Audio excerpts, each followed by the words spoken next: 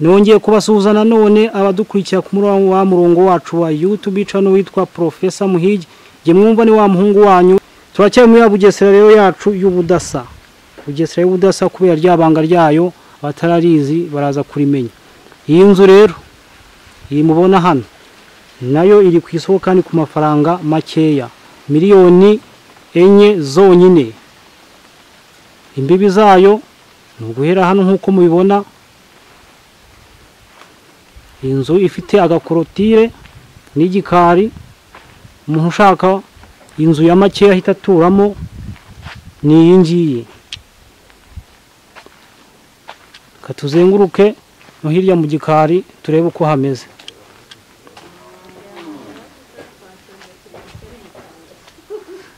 Uhereye kuri umuyenzi uyu nguyu uri hano ugatambika ukagera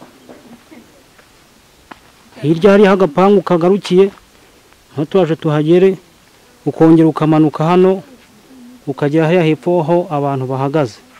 Ubona ko ari inzu ifite abaturanyi no hirya hariya ndetse n'ahangaha umuhanda uhagera. Ubona ko ari inzu iri ku muhanda nyabagendwa. Inzu rwose idahenze kuri make. Dore ahangaha niho hantu mu Bugesera hakigura makeya. Ibyo Bugesera namwe murabizi ko bihinduka buri munsi. Uyu munsi urabona biguze makeya ukaburitoraguriye, ejo bigahinduka ugakuba gatatu. Dore rero guhera hano kugeza ya kuri wa muyenzi naberekaga, inzu ni iyi ngiyi ifite n'igikari. Hano hinjira mu gikari, iki ni igikoni. Ahangaha guhera hano kuri umuyenzi ukamanuka ukajya hepfo hariya kuri ya hepfo iriya nzu hinguka y'amatafari. Iyi nzu rero nayo iragurishwa ku mafaranga makeya, miliyoni 4. Miliyoni 4 zonyine rwose. Nako inzu ifite igikari umuntu azagahita aturamo ku mafaranga makeya, ntabwo ari amafaranga menshi rwose. Cyangwa n'uwo ufite ubundi bushobozi burenzeho akaba yagira duke yahinduraho, ariko nako ari inzu yuzuye umuntu ahita ajyamo.